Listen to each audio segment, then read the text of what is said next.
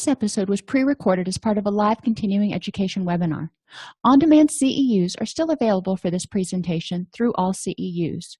Register at allceus.com/counselor toolbox.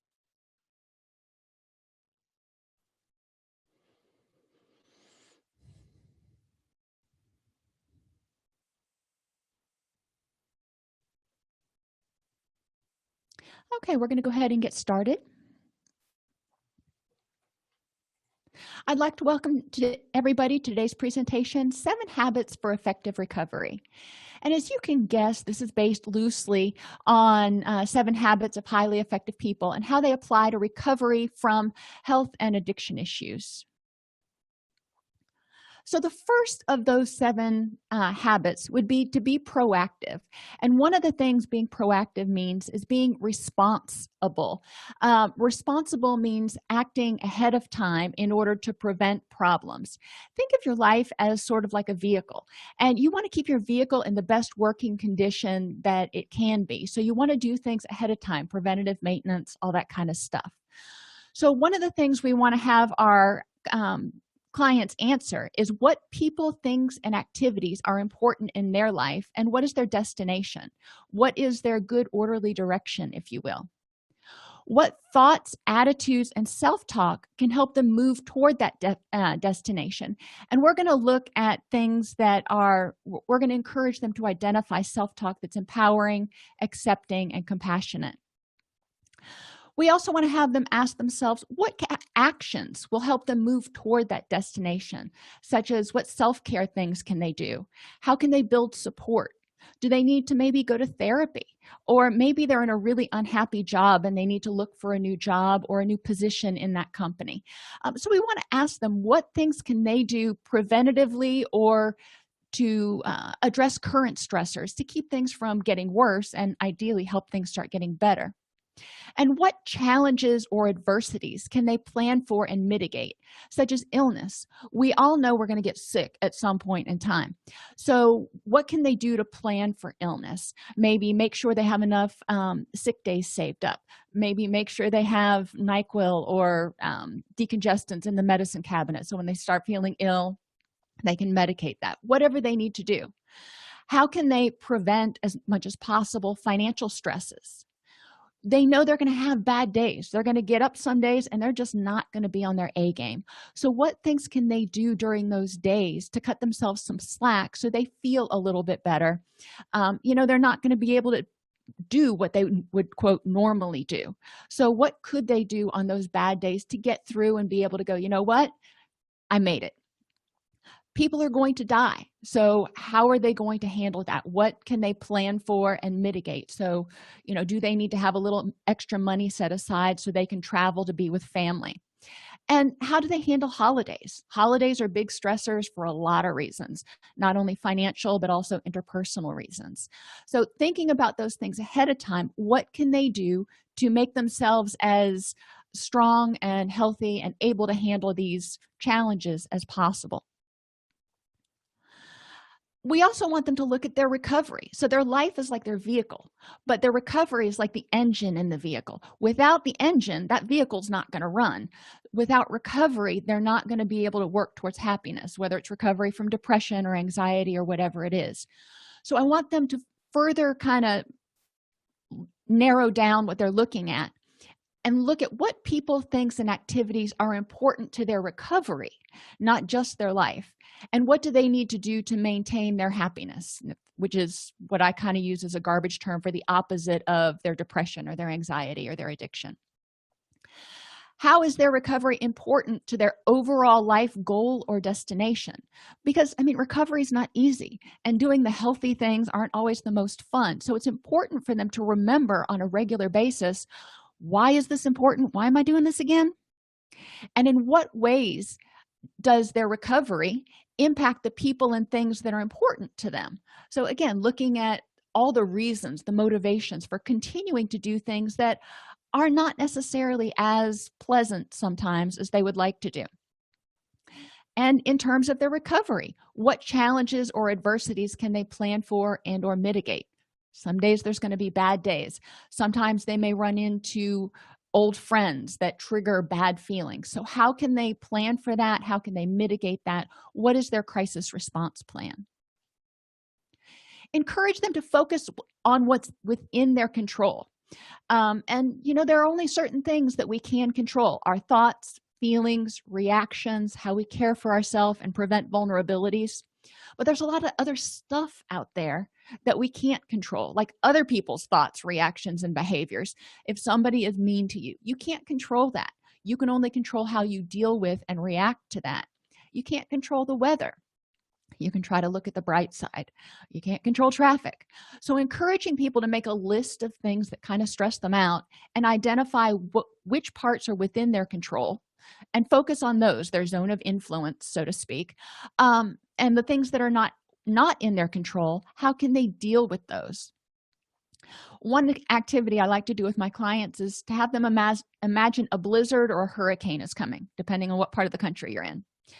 Ask them what is and is not within their control. You can't control the weather. You can't control the fact that the storm is coming, but you can board up your windows, or that's what we do in hurricanes, to prevent as much damage to your house. You can make sure that you're stocked up on groceries to make sure that you're not hungry if you're going to end up being there for 8 days. You can make sure the cars are gassed up. There's a lot of stuff you can do proactively, responsibly, in order to reduce stress when that hurricane does come. We want to also look at, in this situation, how can you minimize the distress?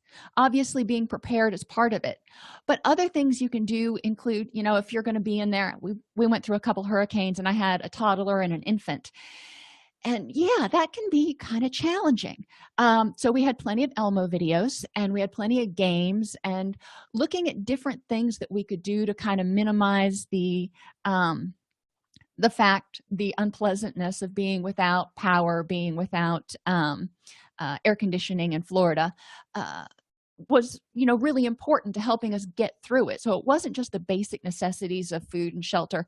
We had to look at how can we make lemonade with this, and how can you maximize the happy and build your reserves. And these are things you want to do ahead of time. If you know a hurricane's coming, if you know you're getting ready to go into hurricane season, stocking up ahead of time so you're not running around at the last minute fighting with people over that last loaf of bread. Encourage people to really continue on a daily basis and maybe even on an hourly basis to focus on what are the things that are in your control. Develop skills to help them regulate their emotions, urges, and actions, and choose those that help them move toward happiness. So this can be distress tolerance and problem-solving skills.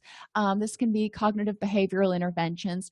It really depends on your client, but we want to ask them that when you get upset, what do you do that helps you navigate these emotions?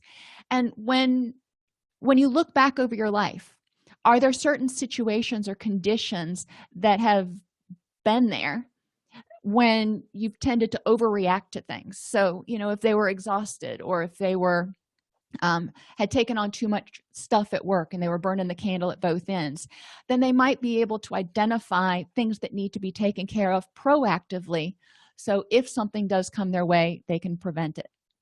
Encourage them to admit and learn from their mistakes. That's proactive. It's looking at it and going, before anybody else says it, I know I screwed up, but I'm going to learn from it and I'm going to move on. And that's the challenge, is to help people quit beating themselves up over stuff and move on. And I also encourage people to do something I call practice the 3-finger rule. Whenever they're pointing at somebody else, they've got a thumb and an index finger going out this way, but 3 fingers are pointing back at them. So in any situation they encounter, whether it's good or bad, encourage them to look at what was their part in it. What were their 3 fingers? They can control their part. They can't necessarily control this other stuff. ACT stands for action changes things. So in this guise of being proactive, asking clients each time they come into your office, whether it's for daily group activities or once a week, what action can you take right now to start changing things for the better? And have them give you something concrete. When I have clients who are going to meetings or going to groups, one of the things I want to know at the end of every group is, what is one thing you got out of this that you can use over the next week?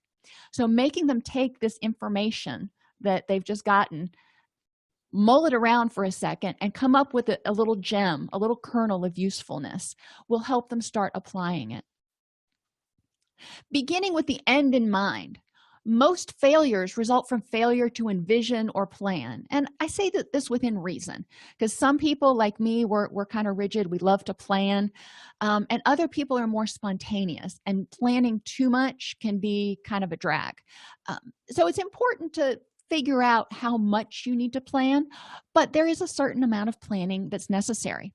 I'll give you an example. I go to the gym, and a lot of times I will shower at the gym and come to work. Well, if I don't plan ahead of time and think of what we call mission critical items, I may not remember to pack all the essential things that I need to get dressed to come to work. So it's important to stop. Even for something as minor as going to the gym, we did the same thing when my children were younger, and we had to pack a diaper bag.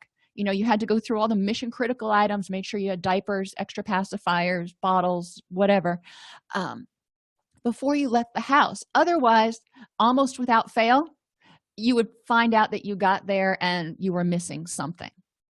Another example that people can often relate to is going to the grocery store without a list. And I do this all the time. I'll go to the grocery and I'm like, oh, I'll remember what it is. And I will get out to my car and I will remember the one thing that I forgot to get because I didn't have it on a list. And it wastes a lot of time and energy. Going on vacation without a destination is another kind of more abstract example. You wouldn't take vacation time and go, all right, we got a week off. Where do you want to go? Let's just get in the car. Most people wouldn't. Most people want at least a destination. They don't have to have everything planned out to the minute, but they want a destination. Or in this example of the bridge, starting a project without a plan. They built, looks like, two really nice pieces of bridge, but they didn't plan it out well enough to have it lined up. So that failure to plan resulted in a major catastrophe. So encourage clients to envision in their mind what they can't currently see. So envision what happiness looks like. Envision what recovery looks like. Envision what not being depressed looks like. And some of the questions, you can start with the miracle question. If you woke up tomorrow morning and were happy, what would be different? But also, what would be the same? This is pulling on that attitude of gratitude and encouraging people to look at the things that are going okay in their lives right now. Another thing that Covey suggests is writing a personal mission statement, which is going to be revisable. Things that were my mission when I was in college obviously changed a lot once I started having children, and now that I own my own business, it's a little bit different. What I do, how I do it, and why I do it. But ultimately, we want to look back at our mission statement, just like you would do in a business before you take on a new project, before you start down a new venture. Is this helping me get towards what is really important, what I want out of life, and what I believe my purpose is? I find clients tend to have a little bit of difficulty with this because it can be either too abstract or they can get too far down in the weeds, but it is something you can do. And if you go to Covey's website, the link is in your additional resources in the class. He has some in his community. He has some activities that'll walk you through doing a personal mission statement. Encourage people to plan ahead and set goals. Now, reminding them that goals need to be specific. Not I'm going to lose weight. It's going to be I'm going to lose 20 pounds. Not I am going to be successful. Well, you need to tell me, what does successful look like to you? Measurable. So how will anybody on the street that you meet, how will they be able to look at it and know that, yes, you've achieved that goal? So, with losing weight, obviously you look at either inches or pounds or kilograms. If you are talking about being successful, it's measurable in terms of how do you define success? Is it by your income bracket? Is it by what position you hold? So measurable in terms of if you've gone from being a line staff person to middle management, that's obvious progression. Achievable. there are some things that you may want to do and they're just not achievable. Losing 60 pounds in 2 months, not achievable. Becoming, like at my age, becoming an astronaut, that's not something that's achievable. Becoming a Grammy award-winning singer, not achievable. So encourage people to set these goals that they really actually can achieve. And I'm not saying don't look for the big picture, because 5-10 years from now you can accomplish a whole lot of stuff, but let's look at some time limited goals that are in the here and now.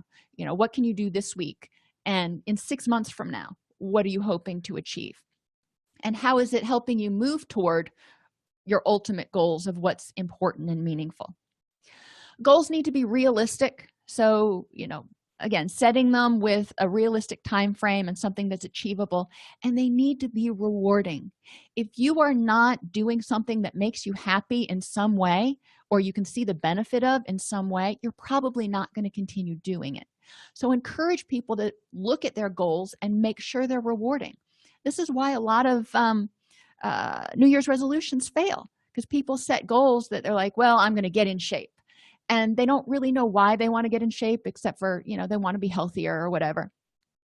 But they go to the gym and it kind of hurts, and they don't really enjoy it, and it's not real rewarding, and by the end of February they're not doing it anymore. It's kind of fallen off. So we want to help people figure out why these goals are rewarding. Encourage them to envision reaching that destination on a daily basis. In their mind's eye, see themselves getting in shape, see themselves getting that promotion, and have them keep track of progress toward that destination. And we can even be talking about something as sort of ambiguous as being happy. So having them look at how many hours today were you happy, or on a scale of 1 to 5, what was your happiness level today on an average. And you want to have more 3, 4s, and 5s, and increase that. So you want to have obviously more 4 and 5 days as you go on. But even just using a Likert scale, it can help people see incremental progressions, which maintains their motivation. And yes, rewards are really important, because if there's not a reason to do it, as humans, we do things that are of the most benefit. So what you were doing before had a reward to it, and if what you're trying to do now is not as rewarding, you're probably going to go back to what you were doing before. So we need to help people increase the reward. And really, even as silly as it sounds, even for adults, we need to make sure that reward is frequent, like daily and weekly at first, because behavior change is hard. Put first things first. Recognize that not doing everything is okay. It's important to look at things and prioritize by practicing what I call mindful discipline. And that's obviously being mindful and checking in and going, is this going to help me move toward my goals, or is this a distraction? Remind yourself why you do the things you do. So you can be like, yeah, I'm getting up and I'm going to the gym today because I want to be healthier, because I want to be around for my grandkids, and that's important to me. Okay, so we can see how it connects to your future goals. When new opportunities come along, ask yourself, does doing this, whatever this is, get you closer to the things that are most important to you, so you don't end up wasting energy going off on a wild goose chase? Organization reduces stress and energy expenditure. So think about it. Do you have time and energy to do it over if you don't do it right the first time? The best example I can give you is outlining. And think back into high school English, and even college, when you were given a topic and you were supposed to write an outline, and then you were supposed to write your paper. Well, I always skipped the outline because I thought that was a waste of time. But generally, it ended up taking me more time, because I'd write my essay and then I'd have to rework it. So you want to look at, sometimes it takes a little longer to do it the right way, but it takes a lot less time to do it the right way than have to do it twice, which is where, again, organization comes in and helping you really plan out what's important to do. Remind clients that it's all right to say no or ask for help when it's necessary to focus on their highest priorities. So maybe they're not feeling well right now, maybe they've got some other crisis at work going on, but their family is super important to them and their kids' ball games are super important to them. So maybe they need to say no to a certain project or set a boundary and say, you know what, I'm going to take 3 hours off and go to my kid's game, and then I'll be back to work. Now, that doesn't always work in every organization, but it's important to encourage people to really look at the decisions they're making and make sure that they're working towards their highest priorities. Practice time management. This is one that we do in my groups a lot, because a lot of people think they have to do too much. So I have people list the have-tos for an entire week, and then we go through and cross off anything that doesn't get them closer to their goals, such as social media. Paying bills, you don't like it, it's not fun, but it keeps the lights on, and for most of us, one of our goals is to have a safe and comfortable living environment. So paying bills is necessary. That gets us closer to our goals. Getting on Facebook or Instagram for 3 hours a day, not so much. Do we like it? Yeah, maybe. But of the things that we have to do, that's probably one that can be crossed off when time starts getting really tight.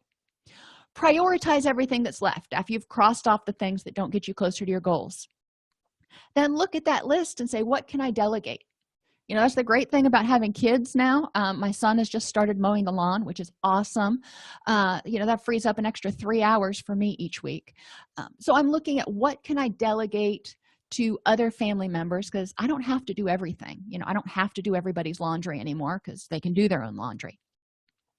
Simplify when possible. I've got a lot of stuff going on right now, and normally I'm really obsessive about having these meals with 3 colors on every plate and balanced and yada yada. You know what, last week I went to the grocery store and I bought a bunch of stuff that was basically pre-prepared family dinners and stuff that could be made really quickly. Is it something that I feel great about serving my family on a regular basis? No. Is it nutritious, and is it going to get us by for this 2-week period? Yeah. So simplify. You don't need to every day go home and make a 7-course meal. You don't need to necessarily do that deep cleaning on the house every single week. The baseboards can go. And then make a plan to balance the tasks with your goals. So you have what's left, your simplified, delegated, prioritized list. You want to look at it and go, okay, these are the rest of the have-tos that have to get done, or there's going to be a significant negative consequence. So from there, how do I prioritize? There are other things in there that I need to pay attention to. For example, like I gave on the last slide, if you have a project that you need to finish, but your kid also has a baseball game, both of those are have to do. So how can you balance those tasks and kind of get both, and get both done in a reasonable fashion? And that's where the planning ahead of time and social support can come in handy. Address procrastination. A lot of times, putting first things first, we can have a great plan, we can have it written out, and we never get started, either because we fear success. If we succeed, then people might expect more from us. So we talk about that in group, and the same is true for recovery with depression. If you start feeling better, then what's going to happen if you relapse? What's going to happen when you have a bad day? You can't imagine feeling that bad again. So some people may not even want to start working on it because they fear the fall. Some people may fear failure, that if they try, it's not going to do any good. So we want to help them look at times when they've been successful and make sure we help them break down their goals into manageable parts. And sometimes it's a lack of motivation, and you can look at motivational interviewing techniques, which are really helpful. But really, the thing that I want you to remember, and we talked about this a little bit earlier, is that motivation, we're going to do what is most beneficial, and whatever you were doing before had some benefits to it. So we need to make these new behaviors more beneficial than the old ones, and we need to address the drawbacks to the new behaviors. If you are going to start addressing vulnerabilities by getting in shape, living healthier, and getting more sleep, well, that's wonderful. But that also means that you're going to have to exercise and maybe not be able to go out with your friends until 3 in the morning, and some other things which you may look at and go, I don't know if I really want to give that up. Helping people see that making a change and increasing motivation isn't just simple. They need to really understand why they're doing what they're doing and take all the benefits of the old behaviors and figure out new ways to meet those same needs. Think win-win. There's 4 vital characteristics: self-respect, sticking with your true feelings, values, and commitments; respect and compassion for others' ideas and feelings. So we want to be able to be in a relationship where I know what I need, I know what I think and feel, and I'm going to set my boundary here, and I'm okay with that, but I'm also going to respect your ideas and feelings. The abundance mentality is believing that there's plenty for everyone. Just because you succeed doesn't mean I can't succeed. It's not an either or proposition. And the wisdom is the ability to walk the middle path and look for that both and. How can we both be happy? How can we both succeed? So 3 steps in this problem-solving process include helping clients see the issue from the other person's point of view and identify the key issues involved. And this can be relationship issues, this can be work issues. A lot of our clients, they come to us and they're depressed, but it's not necessarily a biological thing. There's a lot of psychosocial stuff that is compounding the stress and their feelings of helplessness. So we want to help them learn how to more effectively problem solve. Once they identify the key issues, determining what a successful resolution would look like for everybody involved, then identify and effectively communicate those options, not just identify it and go off on a tangent, but identify and effectively communicate the options to achieve those resolutions, which may include compromise. A lot of times when you walk that middle path, there's going to be some element of compromise, and that's okay. Both people end up being happy. There's not necessarily one person who's joyfully happy, but both people end up having an adequate resolution to the problem. Remember, or encourage clients to remember, that their success doesn't mean someone else's failure. Both people can succeed because cooperation is less stressful than competition. One of my first supervisors always told me, surround yourself with people smarter than you. It's not, and he didn't ever fear that they would overthrow him or whatever. He wanted people to make him look good. There was plenty to go around. He was secure in his position, so he would make sure that everybody around him could help him out. They could, and we're going to talk about synergy in a minute, but he could synergize with those people to help him succeed, but he would also help them succeed. Whenever you come to a situation, look for ways you can cooperate to achieve mutual goals. Ask yourself, how can this resolve to make us both happy? Think about 2 car salesmen, and they're competing for sales, obviously, and sales are in a somewhat limited supply. There's only so many people that come onto the sales floor. But one salesman may be like, well, John's really falling behind on his numbers this month, and I'm doing okay, and I know I've got this other sale coming in 2 weeks, so I'm going to give him this sale. So he helps bolster one of his fellow workers. He knows he's got enough coming in, and it becomes more of a cooperative. So then maybe 2 months down the road, if he's having a bad day and John's doing well, then it'll kind of go both ways. Think about kind of that karma bank. Encourage your clients to examine common areas of competition and look at it for purposefulness and cooperation. And what I mean by that is sometimes we create competitions when none really need to exist. It doesn't help us achieve our long-term goals, like being the most attractive or being the fastest runner. Unless you are a competitive Olympic athlete, being the fastest runner is probably not as important in the big scheme of things. For job promotions, a lot of times we compete, but if you look at what is best for the overall agency, then you can look at it as more of a cooperative sort of thing. Who do you want to get promoted that's in a way that's best for the agency? And obviously, how's that going to benefit you? You want to create a win-win. And relationships. Instead of competing in relationships for who's more dominant, who's going to have the right answer, who's going to do this, finding a way that you can both be happy. Think about even something as simple as going out to dinner. Where do you want to go to eat? That can create chaos sometimes. But there's also the cooperative of, well, we can go this place and get something, and you can go to where you want and get something, and we can go have a picnic somewhere. So that's more cooperative.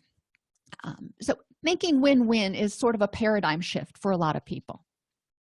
The problem-solving paradigms you can think about, you have lose-lose, and this is characterized by someone who doesn't try and doesn't think anything's really going to work out for anybody anyway. This is your pessimist. Your lose-win tends to be your martyr type, who thinks that the world is a competition but doesn't want anybody else to lose. So they put everybody else first, but then they feel bad because they didn't win, and they feel like they're getting walked on. Then you have the win-lose, which is your typical competition standpoint, and your win-win. When we create win-wins, like I said, we're creating sort of a karma bank. We're creating an energy where people often are willing to adopt that same philosophy, and instead of trying to beat you down or always compete with you and beat you out, they're willing to cooperate and create a better vision of what your relationship looks like, what your community looks like.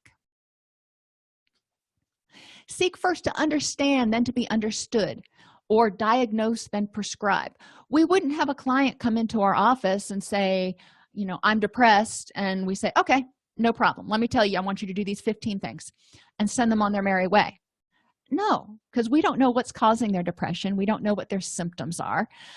So we want to listen to them and figure out what's going on, and then figure out what to do next. The same thing with relationship issues.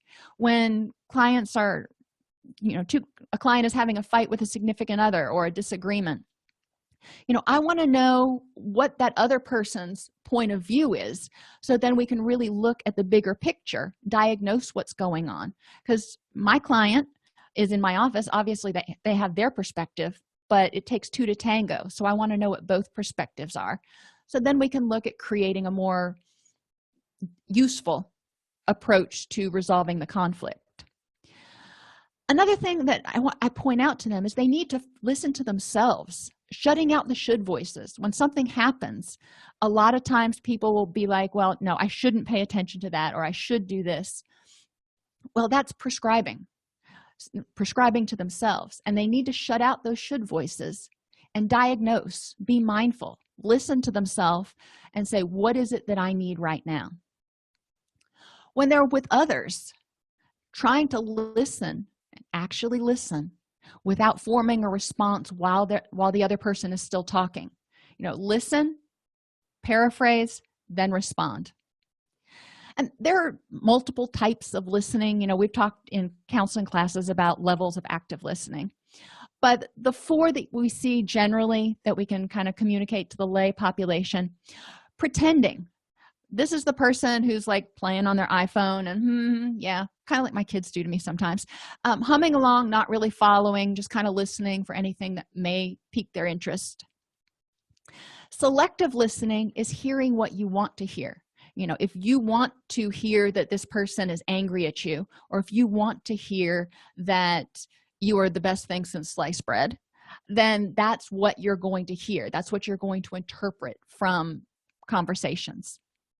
Attentive listening pays attention to all the words, and you get that surface level understanding of what's going on. But we know that, only about 10 to 30% of our communication is actually verbal. The rest of it is nonverbal. So in order to get the whole meaning, understand what somebody's communicating, we need to pay attention to their nonverbals, their tone of voice, their inflections, and then paraphrase from there. So it's important to help people, again, listen to themselves and be mindful of what they need, but also listen to others. Look at the bigger picture. When you're trying to understand, stepping back, remember that challenging questions worksheet from cognitive processing therapy. What are the facts for and against your stance in this situation? Are you using emotional reasoning? who else is involved? What are the other factors involved? Take off the blinders of this is what happened between me and this other person, and let's look at the big scope of things. What else was going on in your life? What else was going on in their life? And avoid focusing only on certain aspects. So again, looking at everything that's going on and going, okay, I can see how in this context, in this situation, you might have interpreted what I said this way. And synergize. Synergize is just like it sounds like. You want to take energy and put it together and make something bigger. So encouraging people to have social support that shares a common vision or a common goal of, maybe their nuclear family, what a happy family looks like, with their friends, what enjoyable recreation time looks like. There's a lot of different common goals, but when they look at what's essential to them having a rich and meaningful life, they want to have people in their life that share those same goals.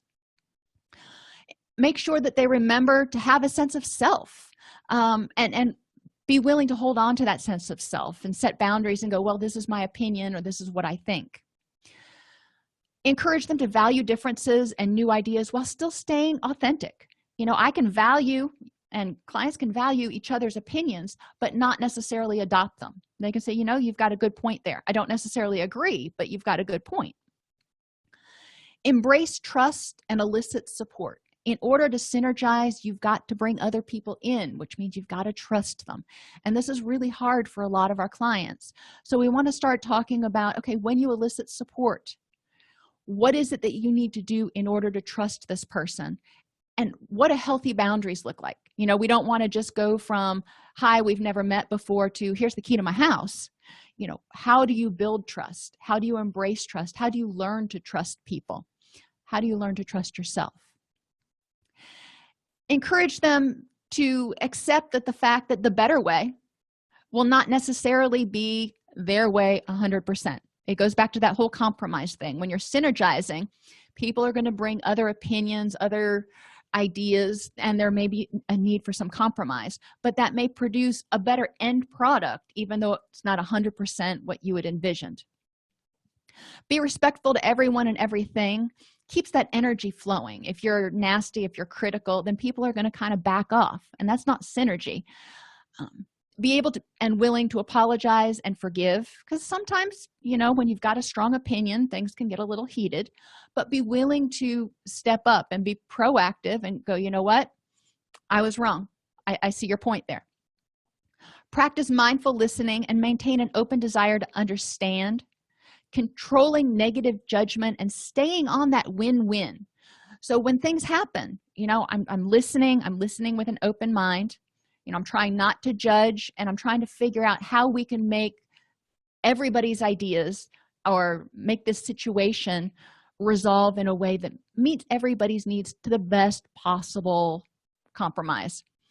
Some things you might be faced with when you're talking with clients. If maybe a parent gets a job offer and it would involve that parent being gone from the house, and traveling 65% of the time. Well, then you got to sit down with the family and synergize and go, okay, in our common family goal, what does this look like? Now, for the parent that got that job offer, this may be really important to their sense of self in terms of success and promotion. So we've got that out there. So they all need to talk about the pros and cons of accepting this job offer in reaching the family and individual people's ultimate goals, and what is the best win-win that you could get out of this. My husband, about a year ago, took a job, and it's a really good job. He's really good at it, and it pays him well, but it was going to involve him having to be gone a whole lot. He doesn't like driving into Nashville. Well, anyway, long story short, he ended up compromising with the company, and he works remotely, which enables him to still do the stuff he had to do for the LCEU's business, but he's also able to do his other full-time job. Moving is another one of those things. If you, as a family, have to move, you're going to talk about what kind of neighborhood you want to move into, what kind of situation, uh, things that you want to have around. I know when I moved, I wanted to make sure that there was a Walmart and a Publix within 8 miles of where I lived, because I really don't like traveling to shop very much. But everybody needs to put out their own opinions and values and what they need in a situation to have it feel like a good move. And vacation plans and family management are other places that this will come up. And when I talk about family management, I mean, like, when to get Junior a car, when what to do about schooling, what to do about college, how to discipline, all those things. Parents have to synergize. They've got to be able to come together and put their minds together and come up with a solution that meets their common vision or goal. If they're competing, if there's always a power struggle about who's going to be the good parent or the bad parent, it creates a lot of strife. And sharpen the saw to prevent vulnerabilities. This is one of those that we talk about a lot. We talk about it in different terms, in different approaches to counseling, if you will. But happiness, recovery from depression, anxiety, addiction, whatever you want to call it, requires rest and renewal. You can't just work on not being miserable. You have to work on being happy too. So it's important to encourage people to make balance in their life and limit the time they spend on their problem focus. Spending an hour or two working on your counseling homework, or working on self-improvement, or even working on a project each day may be enough, and then you need to switch gears and do something that helps you feel happy, helps you feel relaxed. One of the analogies I've heard with sharpening the saw is to ask clients, which takes more time, sawing a tree with a completely dull blade, one that you're just working and working and working and getting nowhere, or taking the time to sharpen the blade before sawing the tree. It takes 15-20 minutes to sharpen the blade, but if you're trying to saw the tree with a dull blade, it's going to take 4 or 5 hours longer than you would have had to spend. So encourage people to look at, again, this goes back to planning ahead and doing it right the first time, but making sure that you are as sharp as you can be in order to handle life when it comes your way. So make sure you're getting good nutrition, sleep, relaxation, and exercise. There's a lot that can be said for a good belly laugh to help people relax and release some of those calming, happy hormones. Make meaningful connections with others and maintain a compassionate awareness of self. And those meaningful connections, that's where you synergize, that's where you get your relaxation, that's where you have some happy times, but you can also rely on people for support. But you also need to be in contact with yourself and aware of what you need in order to ask for what you need, in order to get what you need. So there has to be that self-awareness as well as other awareness. Mentally, learn new things, learn hobbies, read, practice, maybe write in a journal.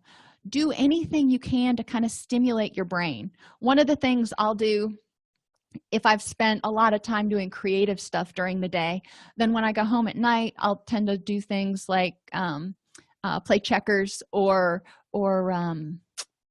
Scrabble on my iPhone. It works my brain in a slightly different way, and it just uses different neural pathways, and it helps me relax. And spiritually, we want to encourage people to explore their interconnectedness with others and everything. And this can get a little bit abstract for people, but I really want them to think about, if you throw a rock into the water, what you're going to see is you're going to see the ripples. But underneath the ripples, what happens when that rock hits the bottom? It also stirs up the sediment and startles the fish. So encouraging them to think of themselves as that pebble, and every time they do something, there are the observable effects, but that there's also the undercurrent effects.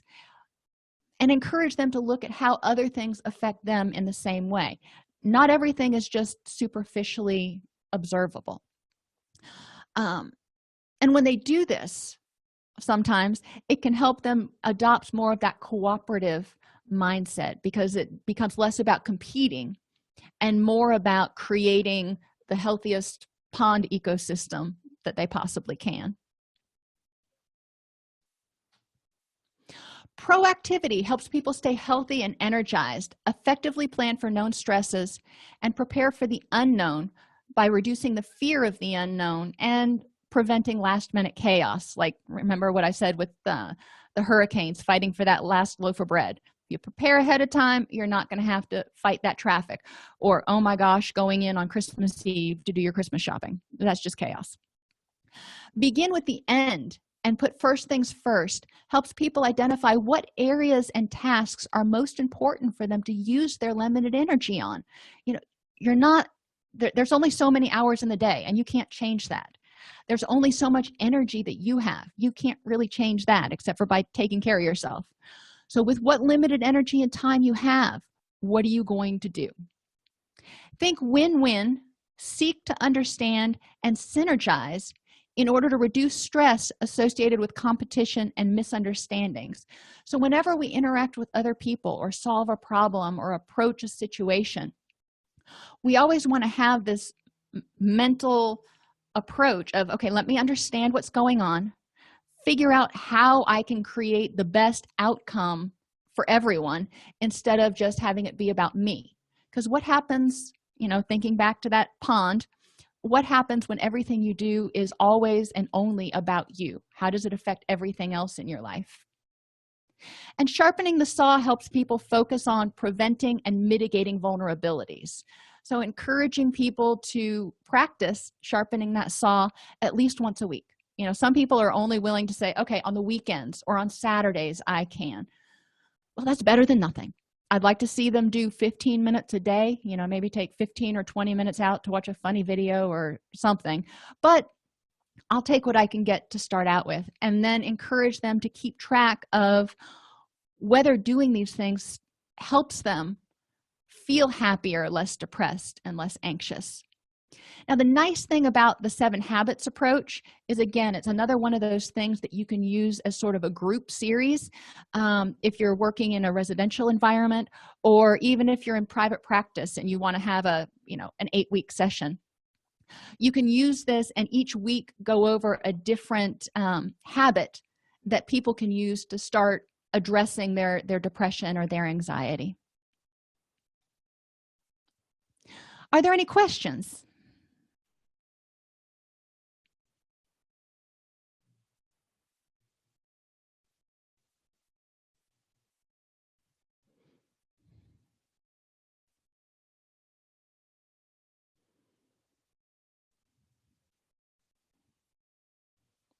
Okay, on that, I will say have an awesome weekend, everybody. And if you have any issues, let's see. On sharpening the saw, do you actually cut things out or just come back to it? With sharpening the saw, it's not about cutting things out or coming back. It's about making sure that you are as strong and as healthy and as resilient as you can be going into a situation.